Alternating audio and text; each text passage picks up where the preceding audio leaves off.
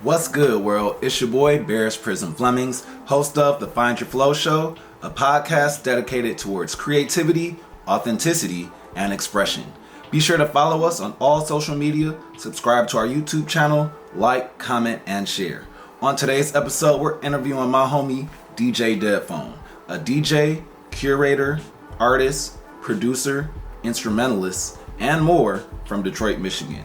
We'll be discussing his artistic expression, his process of music curation, proper DJ etiquette, creativity, inspiration, his overall artistic journey, and much more. Be sure to follow him on all social media, and if he's spinning, make sure you pull up. Enjoy. What's good, world? It's your boy Prism, back at it again with another episode of the Find Your Flow Show. On today's episode, we got my man's Thalamus AKA DJ DEADPHONE in the building right now. What's the word with it? Man, what's the word? I'm happy to be here. Thank you, man. Thank you. I'm happy to have you, bro. Yeah, thank you. I feel like it's a beautiful, glorious day. You feel me? Oh yeah, you hear the birds chirping outside. The bird, like it's very peaceful, very peaceful. It's been a minute since we heard like birds chirping outside. It's been so gloomy and cold out. So Facts. I'm not gonna lie. Yeah, The spring has been springing. You feel what I'm saying? The birds are singing. the grass is growing. Everything looks great. The grass is greening. Yeah. 100%. It's all good. So for those out there who might not know what you do, bro, can you basically just kind of introduce yourself and talk about how you express creativity? Okay, cool. My name is Thalamus. I go by DJ DEADPHONE. I am a creative, all-around creative. Do a lot of graphic work, painting, drawing, whatever I get my hands on, really.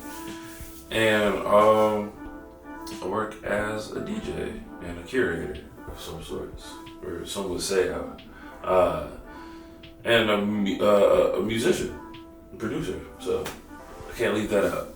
That's right. Yeah. So I feel like, I know me, like, also being a multifaceted creator, sometimes it gets kind of hard managing all the kids. You feel what I'm saying? Yeah. Because you gotta give them all attention. You gotta nurture each lane. Yeah, they kids, you gotta show them all love equally at some point, you know. But so how do you move through the flow of figuring out what you want to focus in on and what you want to create when? So I always kind of tell people that I use the same energy that I use to like DJ. I use it to like draw a sketch or a picture. So I just kind of like redirect and reuse all the same energy and put it all into the same ideas, you know. Word.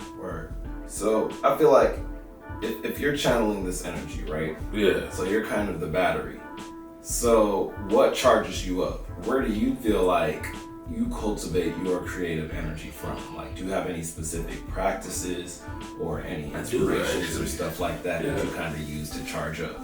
I would say a lot of my best creativity comes to me when I'm kind of in like a state of isolation. Kind of like just me, myself, and I, and my mediums I'm working on. But I love collaboration, don't get me wrong. But Hyperbolic time chamber. Yeah, it's like one of those situations. But also I get very inspired. I always try to keep an open mind about just seeing things in the world, because I get inspired just driving down the street and seeing like an old billboard or like, you know, an old brick wall. It's just, I don't know, I try to keep that childish wonder of the world around me and use that as a driving force. Man, you know what's funny? I feel like it can never be understated, especially with artists, how important it is to like nurture your inner child and keep a little bit of whimsy in your heart. I know it sounds crazy to say that, but it's so honest. It's extremely it's dead so ass. True. Yes. That's the thing, that like that childish like wonder keeps you interested, because like you gotta, like a lot of people, like they put away things when they get older. They're like, oh, that's childish. It's like, that's for kids. And it's like, no, man, like even as an adult, I feel like you have to have childish or childlike wonder to really have true interest in things and not lose interest. Like you gotta have that want and that curiosity. I feel like you know what I'm saying. Is the key.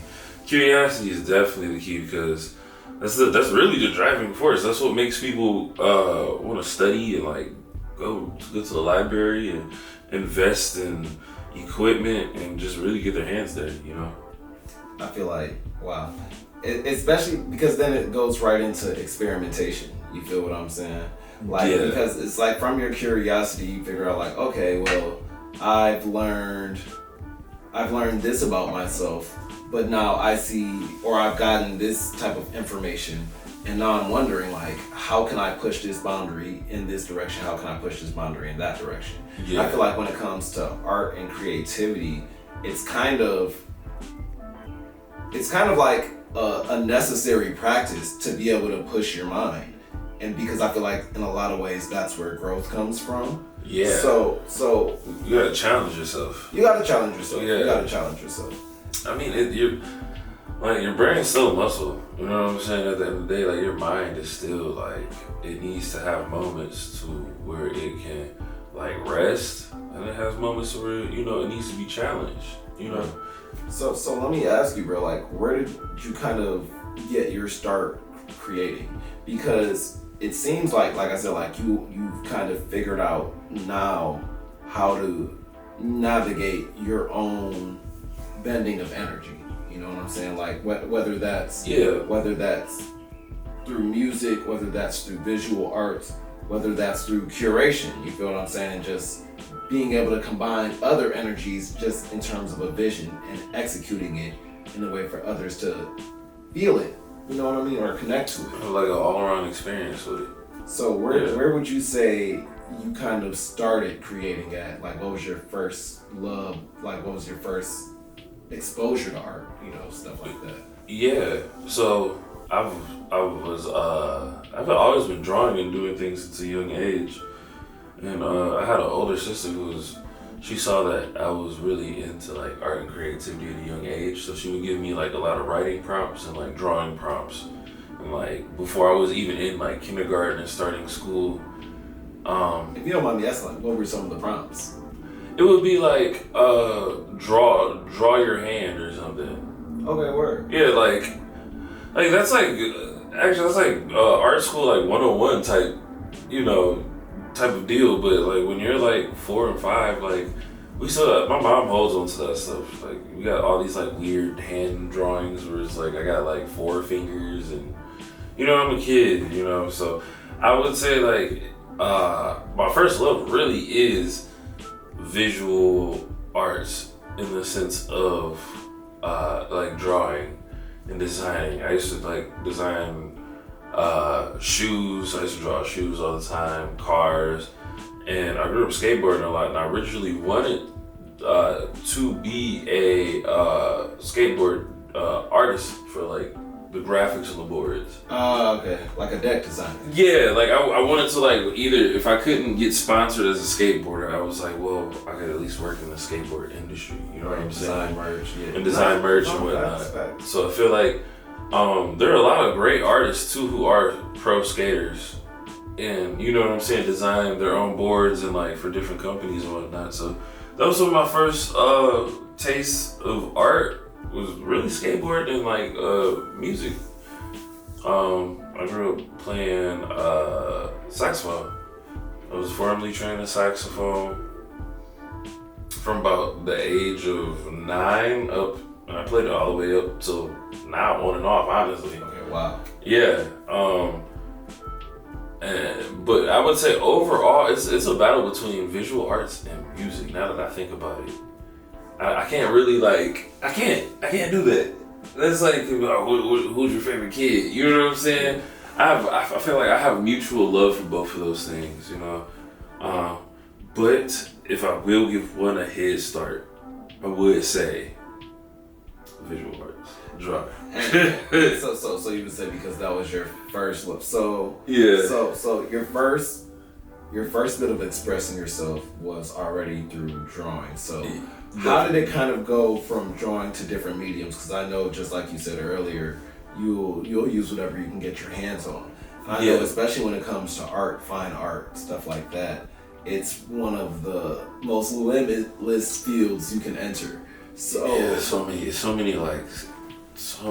you can go with it. So what are some of your favorite tools in terms of creating visual arts? I know like a lot of times, similar to music, we kind of go through the analog versus digital thing, you know, as artists. When it came to me starting off doing pours, you know, I was doing straight acrylics, but then what led to me getting into clothing and the NFTs and the digital stuff, you know what I mean, was tapping in with the iPad. So nice. Yeah, you know what I'm saying? So it's like, okay. So for me, it's like the creation process is different, but the creation source still comes from the same feelings and energies. 100%. You know what I'm saying? So what are some of your favorite tools or mediums to play with or experiment with, you know what I'm saying, to express yourself? So, like, lately I've been trying to go off like a design idea of like less is more. So I've been trying to like limit myself with what I can work with and how great I can be with less. Because I feel like in a way that's a challenge, but in a way it's like kind of releasing your mind because you know you only have one medium. And at that point, you're kind of like the world is yours. So sometimes I limit myself to like a black Sharpie and just draw. Sometimes I limit myself to a drum machine and just play on a drum machine for a while and just tweak it, just get lost in it. And sometimes I'll even I love sketching still to this day. I sit up and just draw, doodle. You know what I'm saying? Doodle. I have tons of doodles and stuff that have ended up in just sketches that have ended up to become like bigger ideas for things. You know what I'm saying? So I've been trying to like limit myself and just see what greatness could come out of limitation. Man, I hear that for sure. And it's funny because I feel like the older I get, the more, and especially the more advanced society is becoming, I'm seeing how much misery sometimes we as humans get from too many options. Oh man. Like even when I'm a research fiend, I just like taking in information. Yeah. But it's like even when I listen to like super wealthy, you know what I'm saying, people and high level executives and all that type of stuff, they're often talking about the benefits of minimizing the amount of important decisions they make a day. You know what I'm saying? In order to preserve that type of energy. Less is more. You know what I'm saying? You know what I'm saying? Less is more. You can get into the idea that time is money too. So the less time you have to spend, less is still more. It's real. You know? It's real.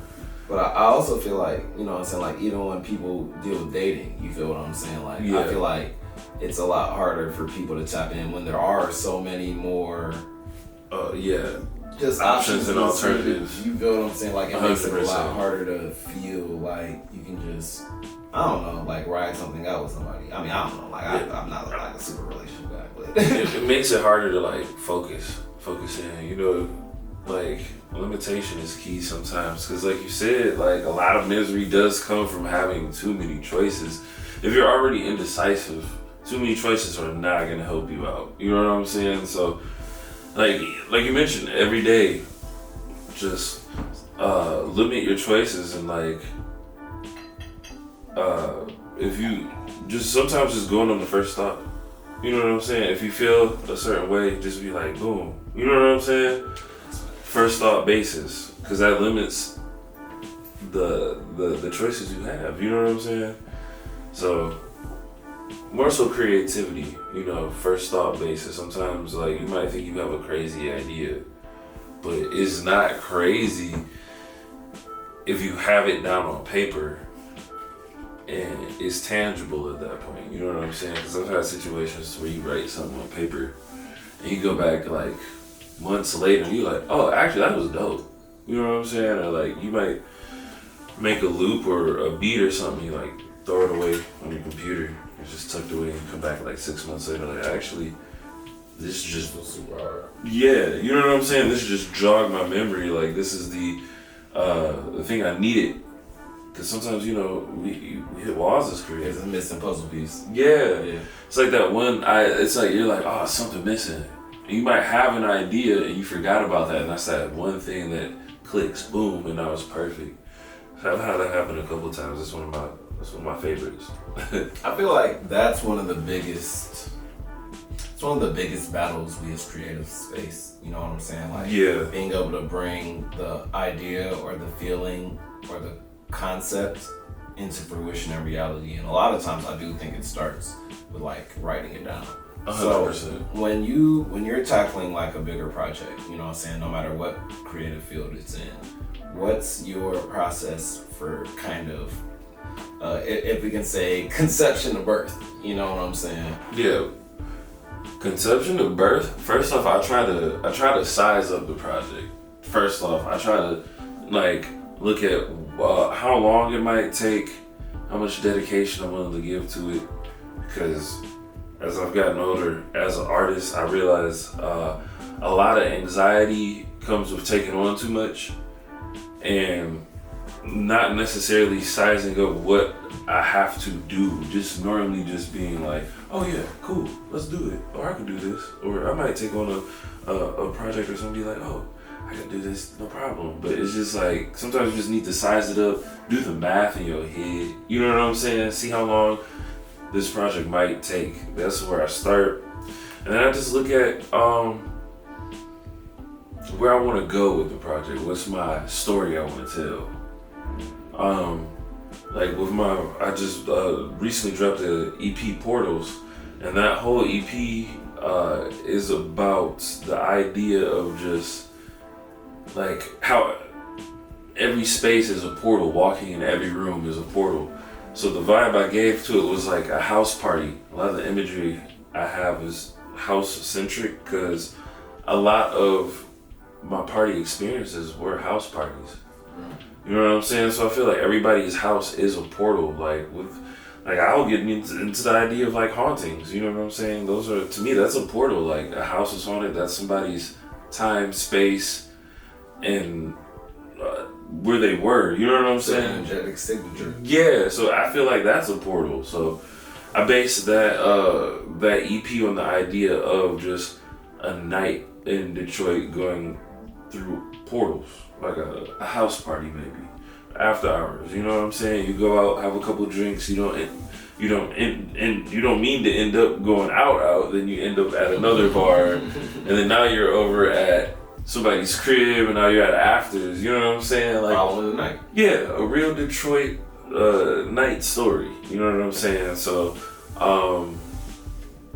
yeah, what is that? Yeah, I feel that, bro. So let me ask you, like, where did the name Thalamus come from, and where did the name DJ DEADPHONE come from? Okay. So, personally, I feel like the DJ DEADPHONE story is cooler, so I'll start with that one. So, DJ DEADPHONE started back in like 2016, 2017. Me and my friends, we were like, we had DJ apps on our phones, so we'd always ride around, plug up the aux cord, go on the Bluetooth, and just DJ in the car. So I figured okay, putting a pin in this. Wait, because is that what an aux cord DJ is? Because I've always heard this term and I don't know what this means. It could be, but I feel like the aux cord DJ is somebody who just is the ride DJ. You know what I'm saying? Wherever you're going, they're like, boom, let's do this. But that is still technically an aux cord DJ. But it's more of a literal sense of an aux cord DJ, you know? But do you feel like, so you use a controller now? Yeah. So do you feel like you can do the same stuff with a phone app as you could with a controller in terms of like 100%. Curating the vibe? Wow, yes. And that's actually part of the transition of my my DJ career, because once we started making mixes on our phones, I started going to people's houses and like at house parties, and I had a horrible iPhone. It was like an iPhone 5. But you were still able to make like full DJ mixes and like save them on your phone with the app.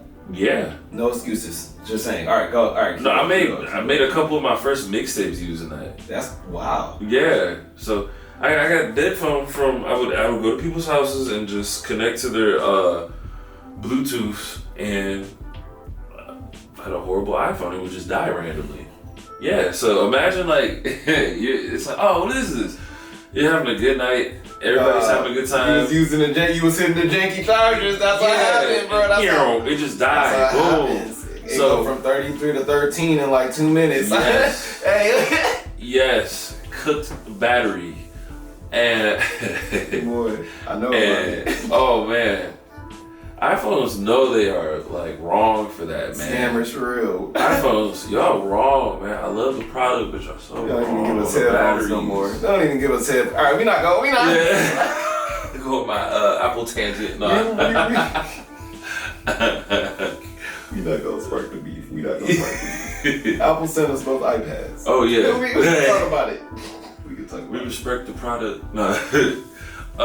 But yeah, the phone would just die. So that eventually people just started being like, "Oh, you got a dead phone." Like, I was like, it'd be crazy if I just started going to buy a DJ DEADPHONE, because it's like I thought it was funny. It's a great origin story, actually. Yeah, it just came naturally. I was like, well, I don't really have to look far for this name, and it's been great ever since. That's what I'm saying. Like, I feel like you played a lot of sets at a lot of shows at a lot of places, bro. Like, yeah, I try to stay booked and busy, man, and I think the name is definitely part of it. That's real. Yeah. That's real. So could you maybe speak to like just how you went about building a brand? Because I feel like there are so many people now, you know what I'm saying, who always feel like, I want to start DJing, but I don't know. You know, yeah. I mean, that's people with starting anything. But also, I feel like you just explained in your story how accessible it really is if you're really hungry and if you really have the talent and the musical know-how to know what you're doing. I've seen people DJ on everything. I was at Club Blue one time, and a dude came up after me and was DJing on an iPad, like hooked into the club, like speakers, aux cord, boom. So I was like, hey man, there really is no excuse. Like, but with that being said, I took that having no excuse because I was just that passionate about wanting to DJ really. And so I went from, like you mentioned earlier, going from a phone to a controller. That's exactly what I did. I invested in like a tiny Newmark. It was like a Newmark party mix. It was like really cheap. I think I got it off Guitar Center used also too. There's still no excuse because Facebook Marketplace, Guitar Center. Facebook Marketplace and the used Guitar Center done served me very well. Same. Over the years. Same. Okay? A lot of good, great equipment. But yeah, I transitioned from the phone to like an actual DJ controller. So for someone, like I said, who was starting off, what would you say are some of the major keys in terms of not only creating a DJ brand, but also staying booked? Like, I know, like, from the outside looking in, I don't DJ, but I got a lot of friends who do. Every DJ has their own experience. Yes, they have their own sound, but every DJ is a different experience if they're really with the shits. I don't know how else to say that. You know what I'm saying? So it's like, I agree with you on that. Even when I go out sometimes for the weekend, like I'll pick where I'm going based off who's spinning. And I feel like people do that, but really though, like I don't know if people realize how deep that can get. That's a I mean? Dedicated eye right there, because I like how you said that. Cause Detroit is so beautiful in the fact that you can go to so many different clubs and hear so many different genres of music in a night. You can go to a jazz club. You can go to an R&B night. You can go to a speakeasy and do karaoke. It's so, you can hear some EDM music. You can hear ghetto. You can hear a hip hop show. You feel me? It goes so many different ways. Can you repeat the question? I was saying, how can someone go about basically like establishing their own brand and sound? You feel what I'm saying? Oh, just be themselves. Like, I would say the best way to establish yourself is to get lost in the craft of DJing. Like, don't let anybody tell you about brands and equipment. Because the thing is about DJing is, as long as people are dancing and having a good time, it does not matter what you're playing through. You know what I'm saying? Just don't show up with like 2 iPhones. You know what I'm saying? Like, there's so many ways to DJ that I feel like in the DJ scene it gets really weird and people get really like snobby about equipment and blah blah blah. But nah, man, like, if you can play music through it, try it. You feel me? I've seen people use so many different types of controllers, so many different ways of DJing, from vinyl to, like how I mentioned, cell phones, to DJ controllers, to iPads. Like, it's no longer an excuse, I feel like. You gotta throw the SPs in there too. Shout out to all my SP Oh, DJs. you can't forget Shout about out the to all my samplers. SP. Yes. Shout out to all my SP DJs, you feel me? Yes. And the Ableton Live users. Okay, the Ableton Live man. DJs. Shout out, yeah. Ableton Live DJs. It's man.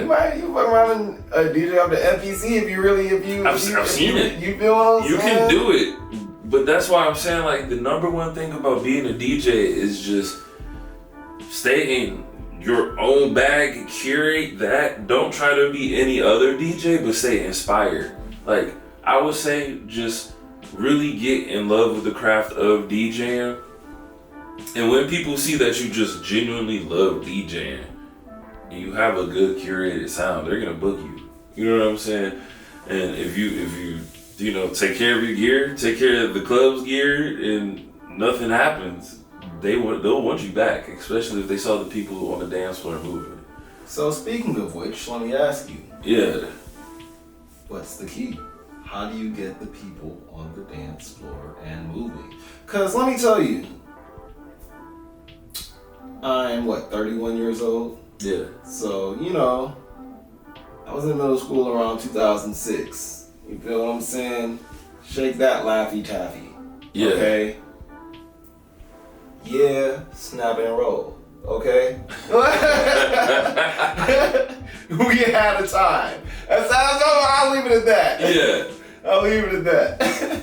but now I feel like there's just, I mean, like, it depends where you go, right? It like, does. Like, I feel like at a club, people be dancing. dancing. People ain't scared to dance. You feel what I'm saying? Yeah, people. If the song's right, people move. People gonna move. But I also feel like a lot of times it's very easy to get caught up in spaces where people are just on their phones or getting blowed or, you know what I'm saying, drinking and chilling. Yeah. But it's like they're not really having fun. Yeah. You know what I'm saying? So what would you say is the key to bringing back the real motion energy? You feel what I'm saying, into the parties, into the events? Start breaking new songs. You know what I'm saying? Start breaking new songs. Like, when I DJ, I always try to start off with a song I either haven't played or incorporate a couple songs I've never played in a set. Now, question. By new songs, do you mean newly made songs or just new songs to an audience? New songs to an audience. And because I was about to say, I feel like sometimes old songs can be new songs. Because I've had moments where DJs have played things. Also, that's like, true too. You feel what I'm saying? And I'm like, what is this? Yeah. And then they drop it with something a little bit maybe more current, and then that kind of bridges that gap. I should say more so introduce people to new sounds. That's what I should say. I hear that. I feel like that is a DJ's job. Like, I hate hearing the same I was just repetitive songs. Can we talk about it? Yes, we can. Listen, man. Listen, man. I'm not hating on me, okay? Dreams and nightmares have had plenty of times, okay? That is one of the most overplayed, overbearing songs I've ever heard in my life. And I've heard a lot of music. I'm not saying we gotta stop playing Dreams and Nightmares. All I'm saying is I'm always hearing Dreams and Nightmares every time, all the time. I'm not gonna tell the DJs what to do, but I'll suggest rest. You know, let the song sleep a little bit. It just need to breathe. Yeah, let it sit down a little bit, cause it's it's an anthem, yeah, but it's been an anthem for so long. Like, and I feel like that's such a cop-out song too as a DJ. There's nothing wrong with the song. I feel like people just play it because they know. It's like whenever you wanna do a thing, it's like, let me throw on the. Yeah. I feel like it's a good, like. Can I be random? Song. I feel like it's when you're in a marriage.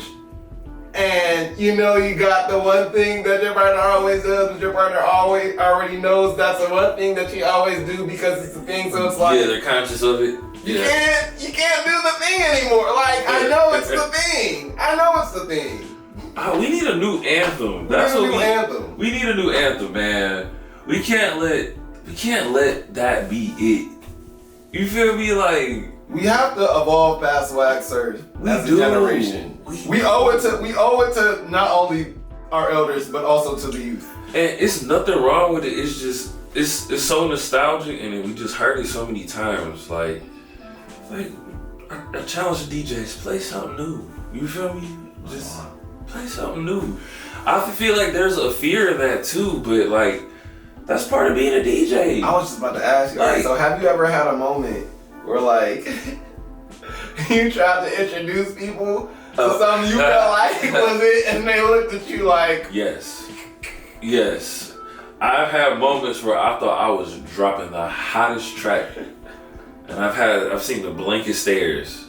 Like, what the hell is this? It's cruel. That's a cruel way to go out. Listen, man, the DJ's job is like, it's like the Apollo every night. You feel what I'm saying? But even crazier. Yeah. It's like you're a surgeon for the party. It's like you're the party surgeon. Yeah, I've flopped before as a DJ. Like, I feel like that's also part of being a good DJ is messing up. Like, I feel like more DJs need to talk about that. Like, how do you mess up as a DJ, and how do you not mess up as a DJ? I've messed up not making smooth transitions. Silence in between tracks, not paying attention, playing the wrong key, hitting the wrong button, volume. I done messed up. There's so many ways I done messed up. Like, do you feel like different like crowds or genres treat DJing differently in terms of like mess up or like? Oh yeah. I feel like EDM and dance is super like,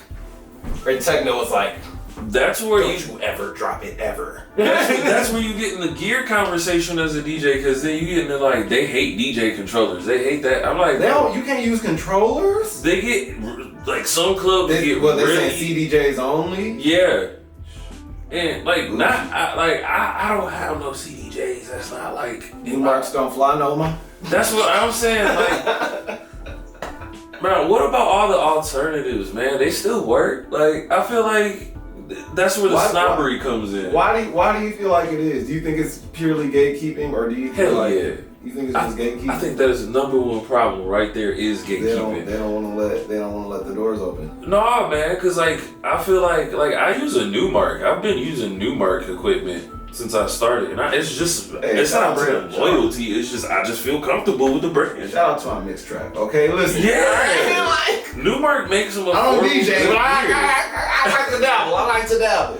Yeah, I see you got the Newmark turntable. Hey, look, I like to dabble. Newmark makes good turntables. They make good equipment. The thing is, for whatever reason, Pioneer is always just. It's that sound, man. It's that sound. I get it. I'm not gonna. They had really good car-based radios in the 90s. They won since then, bro. Like, they won in the 90s. They won for life. That's how it works. Honestly, they dropped the CDJs. Like, that was the thing. Original CDJs. You put a CD in them. You know what I'm saying? And like a lot of producers would make the beats at the studio, burn them on a CD, and bring them to the club. Like, that's dope, but we don't live in those times anymore. I feel like records are still being broken at clubs at times. You know what I'm saying? At times, I want it to be more of a healthy conversation about it though. Like, I want people to be not like afraid to do it. You know, I think a lot of it's necessary. It is. It's part of DJing. I feel like a lot of DJs get scared to like be themselves or like really like, oh, try to do something different. Yeah. I feel like, and that's the thing, that's why I always felt like I would not make a good DJ, because I want to play what I want to hear and not what the crowd would want to hear. You feel what I'm saying? I'm like, and if the crowd looks at me crazy, I'm like, y'all just don't know nothing about this. But as a DJ, you can't do that. You gotta... Actually, okay, so there is a thin line to where you can and then you can't. So I've had gigs to where I've DJed weddings and like more personable events versus like a club. Like I could get away with it in a club if they book me to DJ. Then it's just like, okay, this is a DJ set. We booked you for your taste. You know what I'm saying? So we know you could get the crowd moving on your own wave. And I've had requests happen during like those DJ sets. If they make sense, I will play them, or I might play a remix or a flip of something that you requested just to see what you think. You know what I'm saying? But yeah, I think DJs should focus on their taste, but also make their taste palatable. That's what I'm trying to say. Make their taste palatable, because there's nothing wrong with having taste. There's nothing wrong with, you know, playing what you want to play, but if you're trying to get booked, figure out how to make that palatable, you know, for the situations that you're DJing in. So what you're saying is be yourself, but don't scare the hoes. Yeah. But all right, but what if, but what if who you are as a DJ, like what if it's like, listen, this is a corporate event. This is a free wine bar. I want to play Bone Crusher, I Ain't Never Scared. Like what do we do about this? Like, find a remix that suits the place. Like I just had a DJ gig at a design firm downtown. Nice. Yeah, it was really cool, man. Really, really nice. And they were just down for whatever. I just played a lot of R&B and just jazz and just. But what if you wanted to throw some Project Pat in there? I would play it with a flip. I would have to make it jazzy. Like I would have to either remix it there with Project Pat and something, you know, in the taste of, or you know, if I'm feeling that way, try to find something similar that matches the taste of what's already happening, you know. So what? It's interesting even that you would say that. So what do you feel like kind of goes into the mixing process as a DJ, right? Because to me, it's like, it's almost like keeping the flow. You know what I'm saying? It's almost like you don't want to drop the beat. You feel what I'm saying? You're like constantly going like this. So how do you don't want to? You know. What is the secret for someone who has no familiar background with DJing whatsoever? What's the secret for finding that synthesis, for finding that crux in the middle between songs that allows you to blend seamlessly from one to the other? I would say key, tempo, and taste, and melody. You know what I'm saying? Because like I feel like there's certain songs that have certain melodies or like rhythms. You can get away doing that just off the familiarity of both songs. You can do key, that way like when you do transition, your drums and everything are in the same key so it doesn't sound weird. Or you could do BPM, beat match, or you could, like I said, similar taste. So, you know, you might be like, oh, this got a little bit of trumpet here. This song got a little trumpet here. You know what I'm saying? They would like complement each other. Okay, I feel that. So it's like, I look at it as like painting a sonic picture. You know what I'm saying? So like when I'm DJing, I'm looking at the crowd like a canvas. You know, I got reds over here dancing. I got blues over here grooving. Greens in the center having a couple shots. You know what I'm saying? So if we can make all these people come together on the dance floor, it could be like a nice portrait, you know, a nice picture at the end of the night. I feel it. Yeah. So let me ask you, bro, what would you say have been some of your favorite experiences as a DJ? And as an artist, if you want to talk about it too. Okay. I would say for the past 2 years, I've been involved with the Dilla World events, celebrating J Dilla. I've got to play saxophone. And same with the amp filler events. I've been involved with the amp filler events, and I think just to be considered and reached out to and want like my musicianship as well as my artistry involved with such giant names to be like considered to be in that caliber of an artist, that is amazing. That's real. Played the Arts Beats and Eats Festival just recently. Right.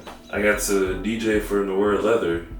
It's a leather shop out in is that Ferndale? No, Royal Oak Arts Beats and Eats. My bad. Yeah, and they are now a black-owned leather shop, a sex leather shop. Right. They had a fashion show. What? Yeah, so I was the DJ for the first ever black-owned sex leather shop and the first ever fashion show that happened there. So like harnesses, the works. Yeah, all that. Wait, BDSM. What's the name of it again? Noir Leather. Plug. Yeah, Noir Leather. Shout out to y'all. Yeah, man, it was probably one of the biggest crowds I've ever DJed for, and shout out to House of Dank too. I got to play on their center stage, and then I don't think they had a performance or anybody going for like an hour. So they're like, hey, you're actually a dope DJ, just keep going. So they just gave me their center stage at Arts Beats and Eats. Right. Yeah, I was just playing a bunch of like dance music and tech and house and flip. I was just going in, man. It was a good time. So I would say that was one of my. So those are a couple of my favorites. And I would say one of my favorite experiences too, being a DJ and an artist, is one, introducing people to showing people new artwork. I love showing people new artwork. And like artwork that you've made, or just artwork in general? just artwork that I made, and just sharing artwork with friends. Because I always say that friends who give you water, books, and artwork, keep those people around you. Okay. That's a pretty good list. Throw food in there too. Well, yeah. If your friends feed you, it's a great list actually. Yeah, great list. You they won't fail you with those top fours. That's a great 4. Yeah. So yeah, man. So let me ask you, bro, what do you feel like makes a good DJ? You gotta be fearless. You gotta be ready to fail. You gotta be ready, man. You gotta be ready to look stupid. You gotta be ready to look. It's very high pressure at times. It is. You are okay. So if you're DJing a club, you are the person holding it down for however long that set is. You are the benefactor of if people stay in this club or not. That is pressure. And they're paying you on top of it, so they expect you to be setting the tone. You know what I'm saying? So if you're not doing that, if nobody's dancing, you know, so if it's a dead crowd, you might want to look at the music library you're pulling from, you know. But it is a lot of pressure being a DJ, because also I do a lot of my own, like I'm part audio engineer too, setting up my speakers and gear and audio mixers and RCAs and XLR cables, and you know what I'm talking about. Yes, I do. So it's you gotta be ready to, and it's an expensive hobby. You gotta be ready to spend some money. Yeah, you gotta have some. You gotta be ready for things to happen to your gear. You gotta be ready. What's one of the most tragic gear experiences you've had so far? Oh man, I have a current turntable I'm using, and I'm not done with it only because it's still working. But like, man, a couple months ago, or it was like, I think it was last summer actually, I was like DJing a little like after kickback function, and I stepped on my headphone cord and it pulled my DJ controller off the table and fell flat on the ground and knocked my wheel off, like the jog wheel. And so now it kind of like comes off every now and then. Damn. So I gotta make sure it's on there. This is like flat and shit. Yeah, and I also had another experience this past Halloween. It was a girl. She was drunk, and I watched her just kind of like bob around the party drunkenly. And then she comes over. She's like leaning on the speaker, and I'm like, "Yo, don't like lean on those." She's like checking me DJ. And I was like, I had to pee so bad, and I was watching the door to make sure nobody would take that bathroom when the other person came out. I got my eye on the prize. Tunnel vision. Man, so as soon as I get a moment too, I'm not thinking this girl is gonna do what she did. I go, as soon as I'm heading to the bathroom, I hear the music playing, and I just hear my shit hit the floor. Bloom! Like my DJ controller, bloom, and I look over and she's sitting back behind my stuff like, oh my God. I just lost it. I lost it. I was like, oh no, I forgot I had to pee, man. I lost it. And I had my friends just escort her out the party, because how did you end up behind the DJ booth? I feel like you need your own insurance from drunk shit at parties. Cause like, first off, can we drop the DJ do not list? Can we drop like for you as a DJ, like what can you give people right now to help them not be terrible people? Do not talk to the DJ while he's DJing. Don't try to have a whole conversation. Like, say what's up. Can I give you some dap? Yeah, that's cool. You know, what up though? Yeah. But like no more 3 sentences max. Yeah. 3 sentences maximum. Yeah. I've had people like literally just talk to me the whole time while I'm DJing. I've had it happen while I was DJing in a club too, a couple times. It's just like, first off, I can't even hear you. Yeah. I can't even hear you. I'm trying to cue music, and every other word I'm saying is, what did you say? Like, what? Like, this isn't even a conversation at this point. It's a hostage situation. It is.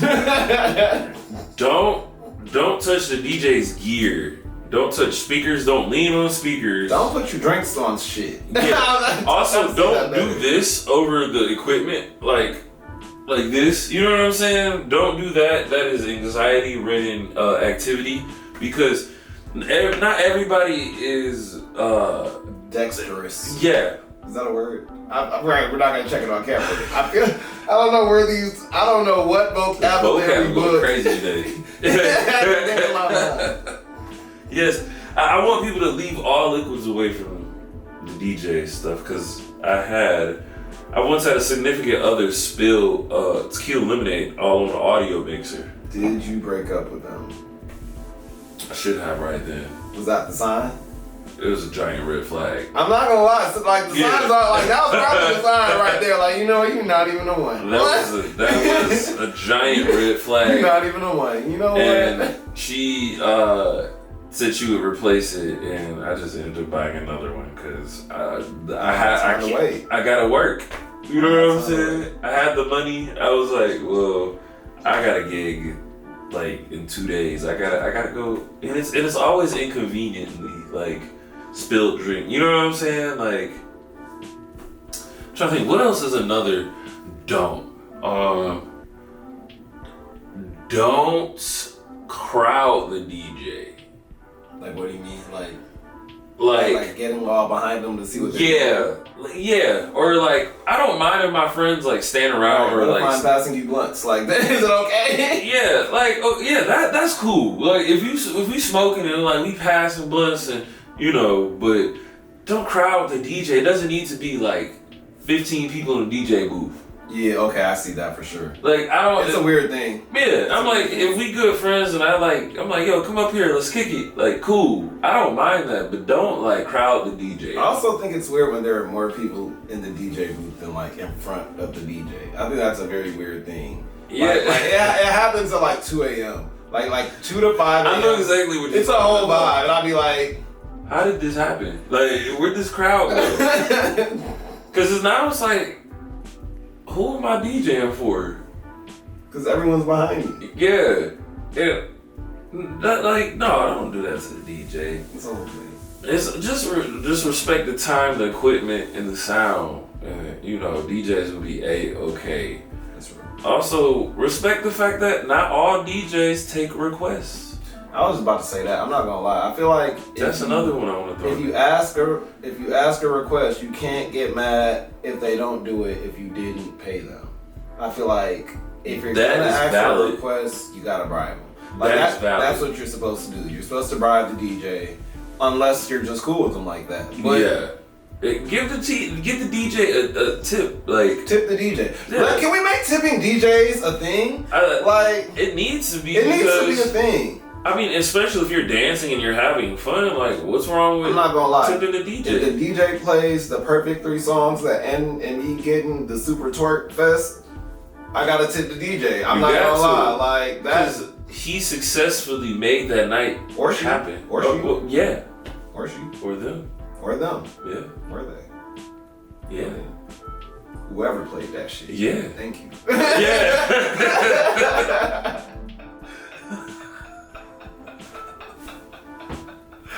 No, but Yo. for real, man. Hey, DJs be clutch. I'm not gonna lie. Listen, if you know, you know. Yeah. So let me ask you, bro. Like, what are you listening to right now? Well, like, who are you a fan of? Because, like I said, we have a very rich ecosystem of DJs in Detroit. So, like, I'll say, like, what music inspires you? Like, in general, what music is inspiring you currently? And then, like, who do you also kind of look to for inspiration around you? Word. So, I've been listening to a lot of vinyl lately, because I have a residency on Sundays over at Stack Garden. Shout out to Stack Garden. I'm plugging that right now. Plug. Yep. Sundays. Pull up. Right. Yep. Sundays. We will be there this Sunday. Matter of fact, we're gonna any Sunday that is gonna be warm. We're gonna try to be on the porch, spinning vinyl, and I'm bringing a lot of my own personal selects from the crib and just bringing them outside. I'm not gonna lie. Personally, I feel like that's how OGs do it. That's just me. I don't DJ at all, so I can't speak on it. Yeah. But I feel like if you're not spinning vinyl, you're cool, but if you still got some ways to go. You gotta get your Super Saiyan here. I agree with that. You gotta get your Super Saiyan here. That's just how I feel. I agree with that. I'm on the bench. My opinion doesn't matter. Or if you're not solely spinning vinyl, at least like get versed with it. It's not bad. It's actually really fun. You gotta go back to your roots. It's the original rhythm ending, I feel like. It is. And what I've discovered is like even the sound sounds better. It's rich. It makes it fun to me. It does. And then when you get into like the science of like grooves and like pressings and like there's so much that goes into frequency. Yeah. It's so much that goes into it. So much. But right now I've been taking it back. I've been listening to like a lot of Herbie Hancock. I love Herbie Hancock. It's one of my favorite composers of all time. Yeah. I've been listening to... Did you know he scored Harlem Night? I did not know that. Herbie Hancock. That is... Wait, is that a lie? Is that a lie? I don't think it is. Yes, fact check, please. I feel like... Before I just go live saying that, hold on. I feel like... That's hilarious. I feel like it's true. Hold on, yo. We loading. Herbie Hancock composed music for a 1989 film Harlem Night. Oh, okay. It's not a lie. Okay. I would never lie to y'all. That was a good save. I would never steer you on. No, but yeah, definitely one of my favorite. Herbie Hancock is that dude, man. I've been collecting a couple of his vinyls, so I've been listening to like a lot of jazz. Like Donald Byrd, George Benson. Oh, George Benson got some ones, bro. Yeah, George Benson got some ones, bro. George Benson is that dude. Have you discovered Bob James yet?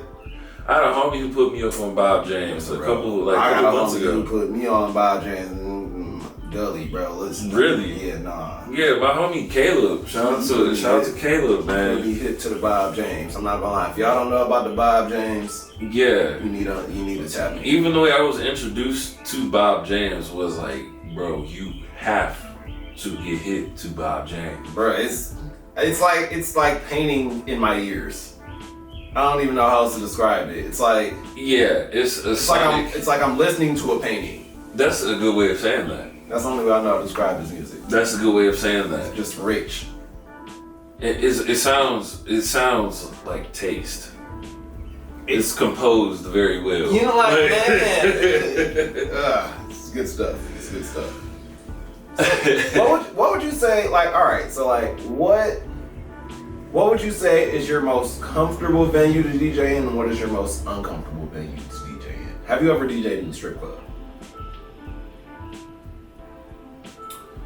I've never DJ'd in a strip club, but I've DJ'd strip club-esque settings. Got you.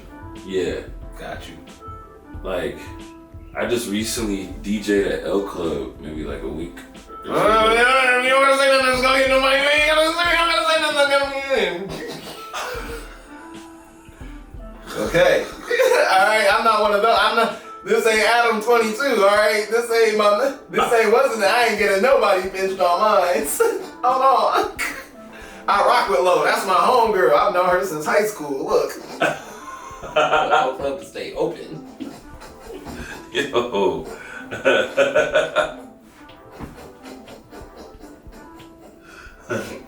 He said, yo. Wait. Alright, still tell me though. If it's bad, we'll cut it. Alright. Oh no, it wasn't nothing crazy. No, it was just they had like a art trap or trap art. Oh, okay. Trap art. Okay. And look, we was talking about stripping. I was like, I ain't know. No, there weren't any strippers. There were dancers. Okay. On a stripper pole. Okay, it was a Freaknik inspired. That's a different thing then. Yeah, there was not any. No, there was. Because just because they're on the pole doesn't mean that they're stripping. Like, well, yeah, you're right. Yeah, they were more dancing. They were having fun. Yeah, pole dancing is a thing in itself. Yeah, I feel like pole dancing. It's funny. I feel like there's a whole thing like where people judge pole dancing as something that's inherently sexual, and it's like. I feel like I see how it's not because it's good exercise and it's also art. It's an art form. But also, how can you be on a pole and not be sexy though? So it's like you're like it's a complicated thin line. It's a thin line. It's a thin line. That's all I'm saying. I respect it as an art form purely as art though. No, I respect it. I used to live with some pole dancers, and the amount of effort that it takes, even it's like gymnast shit for real. It is. I mean, you're physically like locked onto a pole and spinning at almost like 15 miles per hour, if not faster. Really aerialist shit for real. Yeah, and you're like, I've seen some crazy moves. Dropping from the ceiling with just the thighs, I'm like literally wrapped into the pole and spinning like playing with your life every night. Crazy. Yeah. You gotta respect it. Yeah. You gotta respect it. 15, 20 feet up in the air. Get your money. Yeah. Alright, but so what other DJs you feel say kind of inspire you? Like, I mean, it can be local, it can be outside of here, but like. Word. I'll always say, like the DJs that I was going to, like for parties and stuff, like I used to always go to like the Raise Your House parties with Sheefy. Oh yeah. And like Black Noise. Black Noise used to throw a lot of parties. I was always inspired by like Sheefy and Black Noise, and I was around Nick Speed a lot too. Ah, shout out to Speed. Yeah, that's the homie. I was around Nick Speed a lot, and DJ Los is somebody that's really dope, real Detroit legend. He always is like, I watched DJ Los cut up something crazy on like a DJ controller. It was like a Newmark, like an old Newmark DJ controller. He was like cutting up so crazy on it. I didn't even know that thing worked like that. Like Real master vendor shit. for real. My favorite DJs are also the ones who are out here really living that lifestyle and grinding and getting it. You know what I'm saying? If you're waking up passionate and really wanting to master DJing, like if you're really like digging down on YouTube and looking and searching, you know what I'm saying? Pushing the culture forward. Yeah, always. And then, I got a couple, I'm inspired by a lot of like French house DJs, like DJ Falcon, Daft Punk, trying to think, Justice, that whole era, Basement Jacks. I grew up on a lot of like DJ Screw too, a lot of chopped and screw music. A lot of 3-6 Mafia, I love 3-6 Mafia. Yeah, DJ Paul. A lot of drum and bass. A lot of Uncle Luke, Ghetto Tech. So you got like, I'm talking about like DJ Rashad,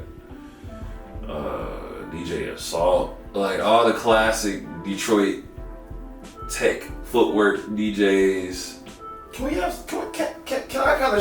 have a real talk right now? Yeah. So I feel like for people who might not know, so you're from Detroit proper, right? Mm-hmm. So being from the city, for you to, I can already tell you probably stood out. You probably, did not go along with the majority of the crowd in a lot of cities. Oh yeah, and I grew up a little bit of everywhere. My family was like we had family everywhere, so I would spend a lot of time all over Metro Detroit. Yeah, East Side, West Side, Downriver, Southwest.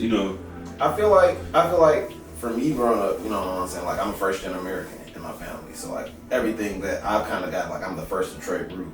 You feel what I'm saying? Yeah. Of my bloodline. So for me, everything that I've learned, I've kind of learned fresh.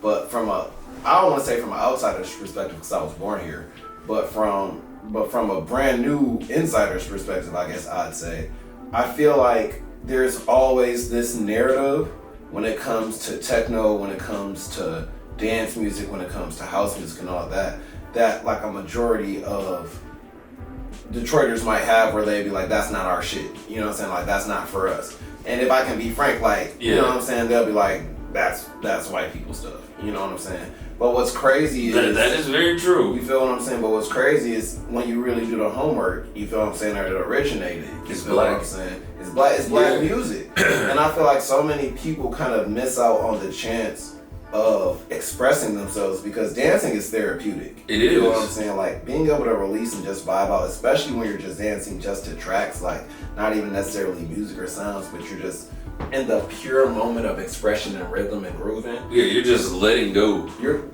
release a lot of stuff, and honestly, I feel like there's so many people who would benefit from just one really good house session or one really good EDM raver. You know, like raver type shit, like just getting it out. And it's funny though because I've DJ'd everything from hip hop showcases to like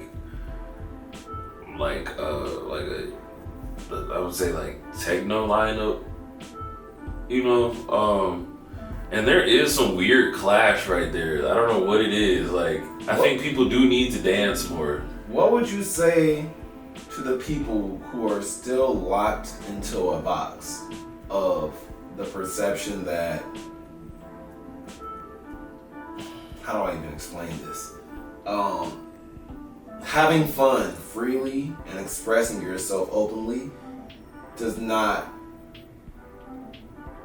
minimize or reduce you in terms of like, I guess being a human. I don't even know what the issue is. Because some people do look at that as being too vulnerable. It's being too vulnerable. You know what I mean? Like it's looked at as it's not a weakness. That's the way. That's what I'm gonna say. I mean, that's the same reason why nobody dances anymore because nobody wants to get recorded or nobody wants to be looked at as you know what I'm saying? I don't be dancing specifically because of that. So fair enough.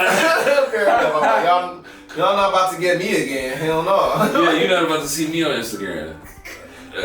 Yeah, I feel like but the thing is, if everybody's dancing, you don't have to worry about that. That's facts. That's the key. Yeah. See, if everybody's having fun, nobody really tripping. And that's what's missing now. Like, I wish like there would be more fun put back in the clubs. Like, what do you think it's gonna take? What do you think it's gonna take for people to enjoy their nightlife experiences again? going out and actually having experiences that are worth going out for. I agree with that. Like all these people that were just here for the draft, everybody felt like that was an experience worth going out for. And it was. It was over 700,000 people downtown. But Detroit created an experience for people. Speaking of which, I was just about to say, how do you feel about shows like Movement coming here? Like, so the first time I ever heard about, like, my first experience with electronic music for real, Yeah. was in like 10th grade. Word. My homies took me to Techno Fest. You tell you that's the first So time. what, downtown? Yeah. At Hart Plaza? Yeah. Nice. Like, so back when it was still free. Like, back when it was still called Techno Fest. You feel what I'm And saying? you could just walk in You could and just out. walk in, like, you do some stuff at Campus Martius, you would dangle, you do Yeah. some stuff at Hart Plaza, but You were more than Detroit bound. you Like, could see chicks wrapped up in plastic see-through dresses and lights and strobes, and I Yeah. was like, what is this amazing thing that I didn't know existed? yep. I remember that weekend so vividly, like, I can't believe this is a thing. That's crazy you say that because my earliest memory of that was in like around the same time when it was still called, I think it was Detroit Electronic Festival. Electronic Music Festival. It was just because it had just changed from Techno Fest and it was going into Yeah, movement. it was like growing still. Yeah. So my mom used to work like a booth at Hart Plaza when they had the Techno Fest. word. So I remember I used to go help her, and I just remember like the. Wait, what did she do? What was she doing? Oh, she worked for this brand called like Fitness USA. Okay. So word. basically, you ever see like those boxes where you would like sign up for like a gym membership and put it in the slip? Like real old school. Like she would. Dog, I think low key, my mom had a Fitness USA membership. Now that I think It about was it, like, huge. It was big enough for them to like really be employing people. They had like multiple. But Fitness USA was like the Planet Fitness of its time. yeah, low key, Plus more. I feel like I've been to Fitness USA now that I think about it. Yeah, I spent a lot of time in those offices with my mom and everything. So that's what she was doing there at Hart Plaza. So she would be there all weekend, and so she would ask me like, "Hey, did you want to come with me downtown and help me work?" And I would just love going down there because, like I said, I just remember walking and helping her carry and stuff. You would hear the So you feel like that might have even been a part of your process in growing up and wanting to do that. 100%. Because, like, I remember just going and seeing the crowd all packed in at Hart Plaza and just like one man in a turntable. You know what I'm saying? Like, I think that is so dope. And DJs are the new rock stars. That's already a thing. Yeah. You know what I'm Techno saying? World told us this over a decade ago. Oh, yes. So it's like, you know, if you can't play guitar, you might as well go, you know, rock the stage with a DJ controller. You know what I'm saying? Respect. So I would definitely say like that earlier experience and just seeing that definitely had an impact on like, I feel like where I am right now. Like just even having that want and that dream of that even being a possibility, because some people don't even think that being a DJ is a possibility. And I was, You know what I'm that's saying? kind of what I was getting at earlier when I was saying, you know what I'm saying, like what do you feel like is a path for someone who wants to start off in order to make it tangible?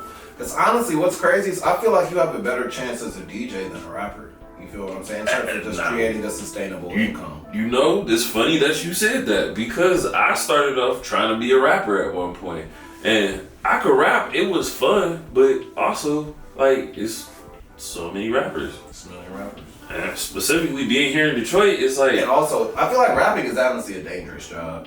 yeah. Depending on where you're from and what kind of rapping you're doing, like rapping as a whole, like even if you're in the burbs, right? Even if you're not even on no street shit, like as soon as you become a rapper, especially in today's age, you have to open yourself up to social media.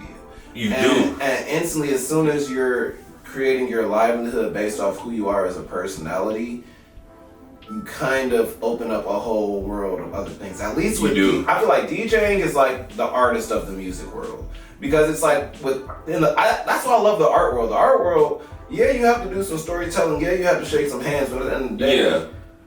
it's not based off who the fuck I am is based off what the fuck I'm doing. You know what I'm saying? And with DJing, it's kind of... It's like off of what you sound like. You feel what I mean? Yeah, what are you known for? What do you... Like, why do people want to put you in this space? I feel like... You know? I feel like as a rapper, you kind of have to sell yourself.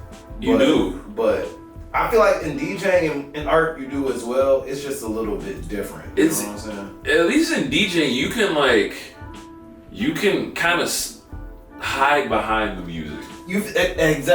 That's what I'm trying to say. Yeah, you can use the music as like a fortitude. Like, this is just the music. You could have a DJ that's dope and nobody even knows what he looks like. You know what I'm saying? But that doesn't necessarily work for a rapper because I have to connect with you personally. Yeah, people want to see you. Or you just have to have a really good gimmick or storyline or something. Yeah, I mean, of course, people want to see your face as a DJ, and you know. But for the most part, you could be tucked away up in a box at a club, and nobody would ever know. As long as you're keeping the party going. And really, that's how it used to be. DJ up in the skybox, all over the club. You know what I'm saying? Nobody knows who's DJing, but this is dope. I think that's where that really differs too. And I feel like you have a little bit more you have way more longevity. I feel like you have way more longevity as a DJ. And that takes you into the producer route if you want to. That's why I like producing more than I like rapping. I still like rapping. Yeah. I like producing not only because one, I think just who I am as a personality, like I'm not super pressed to be the star of something. I'm not super pressed to be on stages and sell myself every night, only because if I have to do that to get paid, then yes, give me that for sure. But if I had the choice of be famous and paid or just be very paid like you're famous, I'd pick the latter. I feel that. You know what I mean? That's why I always respected producers and songwriters, because they can just not really do anything. You don't gotta deal with the same type. But you can also still pop out if you want to. You know what I'm saying? You can be. There's superstar producer songwriters. You know what I'm saying? So we live in that era where you can also be behind the camera and be just as, if not more, influential and famous as the person that you're producing for. You know what I'm saying? Yeah. Facts. Super producers. You know. Facts. So, all right, bro. Let me ask you. How would you say that Detroit as a city and growing up here has impacted your artwork? Whether it's visual or music. Detroit has impacted my artwork just by the imagery, just the feel of the city, the spirit of Detroit. Like I was speaking earlier, the idea of less is more. And a lot of times in the city, we end up with more or less. You know what I'm saying? More or less than anything. So I feel like just really putting my feet on the ground and really covering ground at the same time has taught me a lot. And I'm happy that it could be here in this city. Because I feel like one thing about the city is it's all love, but it's all respect. We're very big on respect, yeah, respect based, and it's love based. You know what I'm saying? Fear based too, but neither here nor there. Well, yeah, I mean it's on the same, Yeah. It's fear, love, Spectrum. Yeah. So I feel like I wouldn't have wanted to had a journey anywhere else. You know what I'm saying? I think the Detroit experience is a unique one because it can make you and break you all in the same week. And I feel like that, especially when you're somebody who's different. 100%. Doesn't necessarily fit into the mold of what's popular or what's known or going on around you. Yeah, just being the other. Being an other in Detroit is because the thing is, it's not easy, man. When you're an other in LA and when you're an other in New York or even in Chicago, I feel like it's a bit more. It's a bit less alienating. Yeah. But when you're an other in Detroit, you grow up kind of thinking you're insane the whole time. Oh, 100%.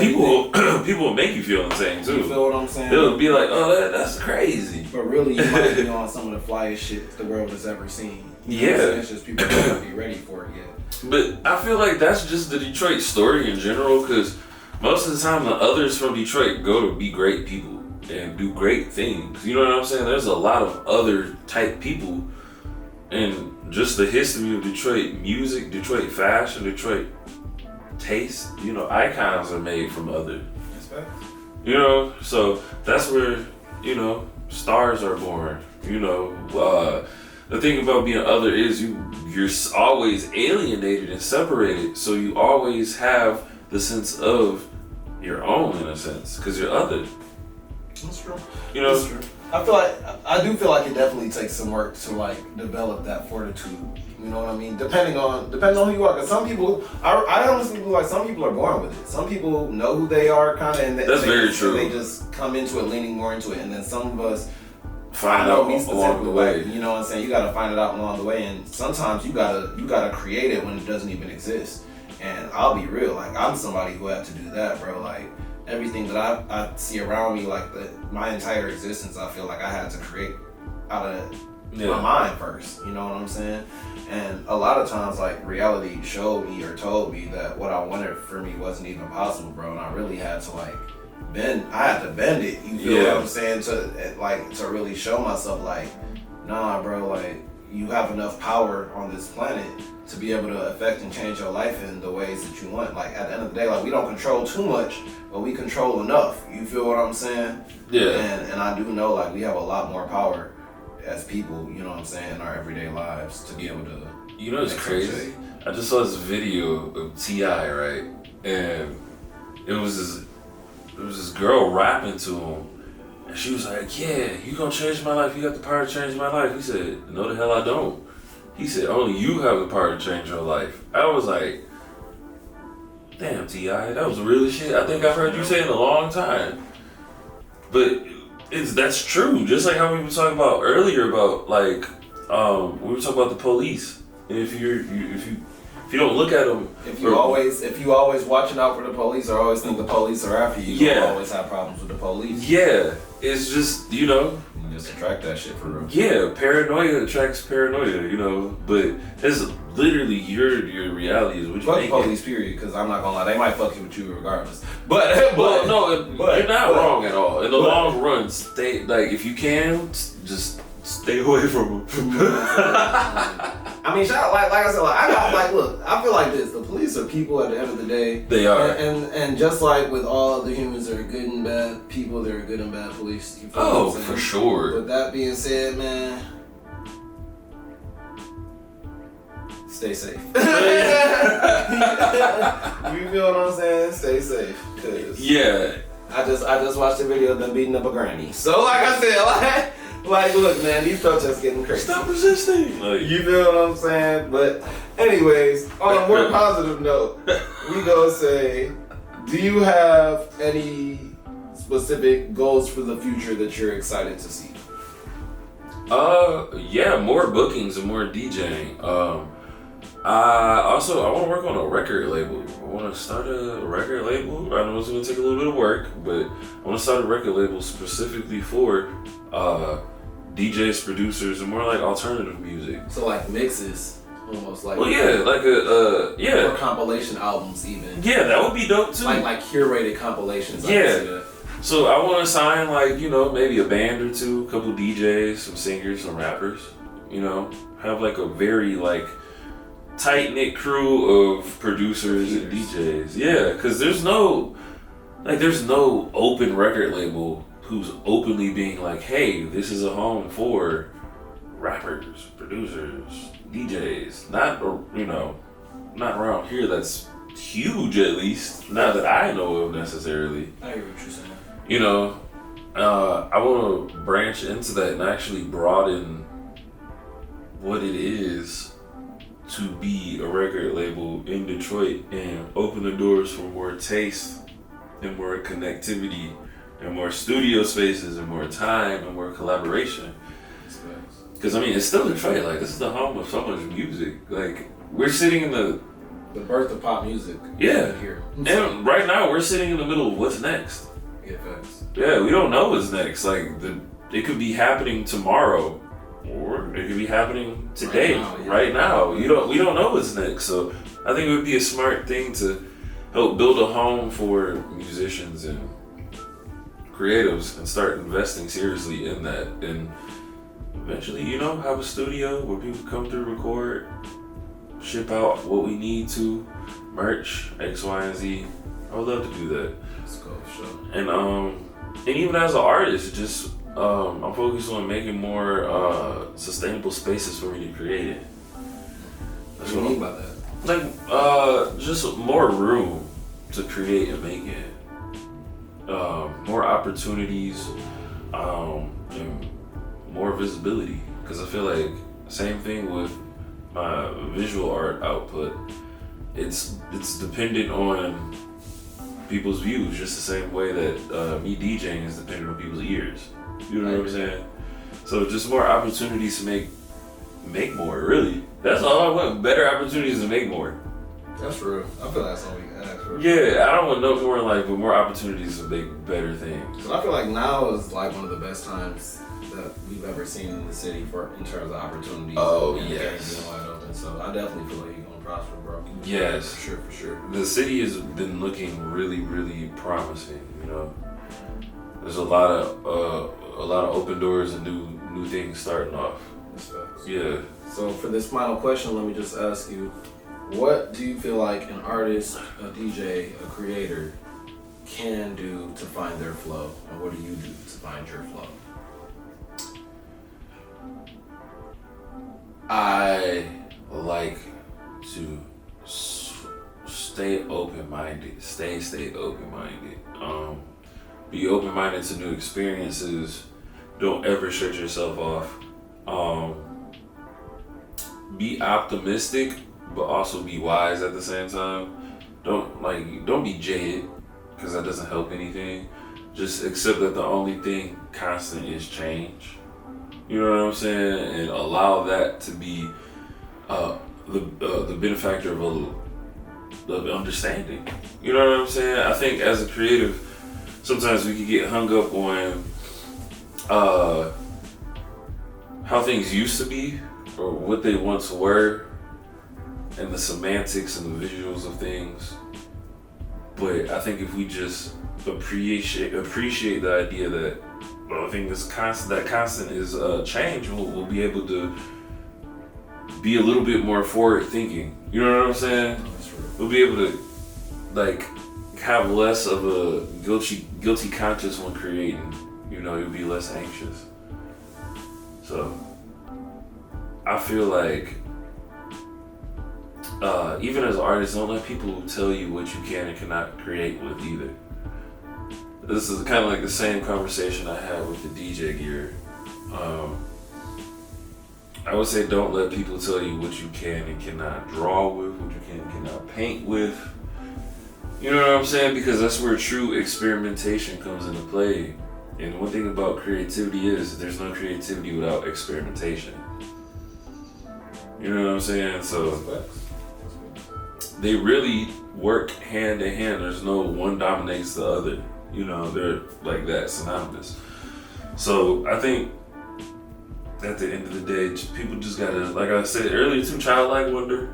You gotta keep your eye open. Always keep your eyes open, because inspiration happens like this. I know it's so cliche, be like everybody's on their phone and not paying attention, but seriously, just take a moment and just, if you're walking, just look. Look. Yeah, be present. Thank you. Be present. That's the best way of saying that. Be present. Be present and allow yourself to accept things. You know what I'm saying? No matter what it is, just push through it and allow the trials and tribulations to be the influence towards your art. Because it'll be real and honest. It'll be richer. You know what I'm saying? You'll have a better story behind it because you actually lived it. Absolutely. You can have a better way of presenting it as well. So when people ask you, you have a story. That's true. I definitely feel like it enriches your soul in a way. 100%. And sometimes, like I said, sometimes it hurts, sometimes it heals. But regardless, you're gonna grow from it if you build like that. So yeah, because art is the human experience. So Facts. You know, without the human experience, there's no art. So you have to be living. You have to be outside. You have to be present. You have to be open. You gotta be willing. You know, and It's a flow. yeah, you can apply that to so many different ways in life. It's a flow. Definitely. Well, I just want to say thank you again, bro, for coming through, chopping it up with me. I definitely appreciate it. Man, thank you for having me. You already know, bro. So could you let the people know where to find you, what to look forward to, Yeah. all that jazz. So, you guys can follow me on Instagram at Thalamus, THALAMUS _. From there, you can find everything else you need. And then you can follow me on Instagram too, DJ _DEADPHONE. Again, you can go to my website on there. I got merch on there, t-shirts, hats, posters, mixtapes, albums if y'all interested. I got the link to the Bandcamp if y'all want to buy any albums and support the artists and merch. Please do. And as far as what's next, I will be at Marble Bar today. Hey, Yeah, I'll be at Marble Bar today. I was like tomorrow, but no, that is tonight. it's Friday. Yeah, that is tonight. So I will be there. And Sunday I will be at Stat Garden DJing and spitting vinyl at my residency. Yes, sir.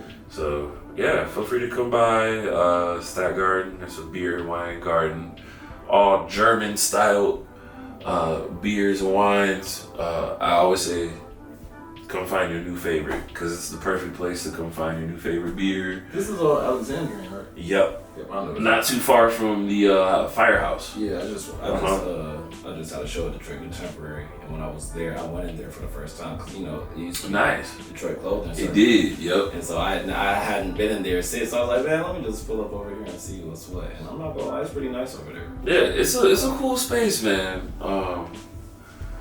Like they got like a lot of snacks, finger foods, all different little everything, man. Like it's a cool space. It's very homey.